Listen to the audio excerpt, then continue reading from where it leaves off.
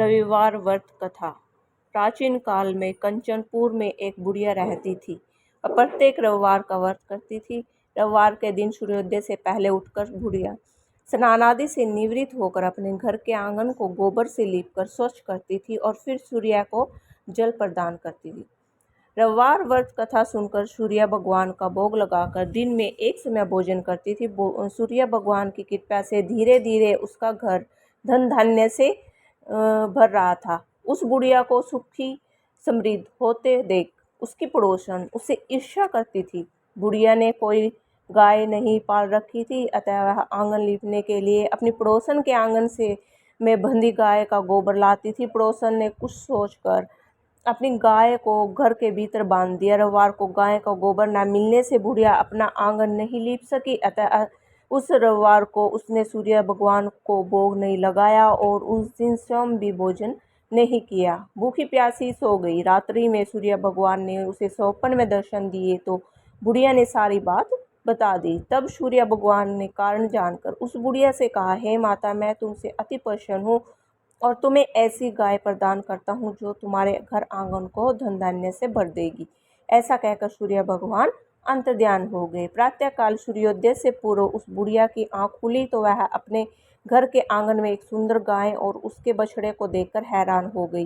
गाय को आंगन में बांधकर उसने जल्दी से चारा लाकर उसे खिलाया। पड़ोसन ने उस बुढ़िया के आंगन में सुंदर गाय और बछड़े को देखा तो वह उससे और अधिक जलने लगी। तभी गाय ने सोने का गोबर किया। गोबर को देखते ही पड़ोसन की आंखें फट सी पड़ी। पड़ोसन ने उस बुढ़िया को आसपास न पाकर तुरंत उस गोबर को उठाया और अपने घर ले गई। अपनी गाय का गोबर वहां रख आई। सोने के गोबर से पड़ोसन कुछ ही दिनों में धनवान हो गई। बहुत दिनों तक बुढ़िया को सोने के गोबर के बारे में कुछ पता नहीं चला।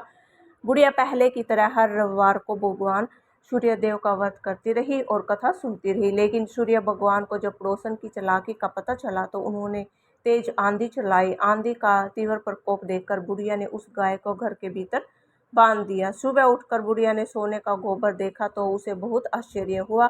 उस दिन के बाद बुढ़िया गाय को घर के भीतर बांधने लगी और सोने के गोबर से कुछ ही दिनों में वह बुढ़िया बहुत धनी हो गई। उस बुढ़िया के धनी होने से पड़ोसन बुरी तरह जल भूनकर राख हो गई। उसने अपने पति को समझा बुझाकर उस नगर के राजा के पास भेज दिया।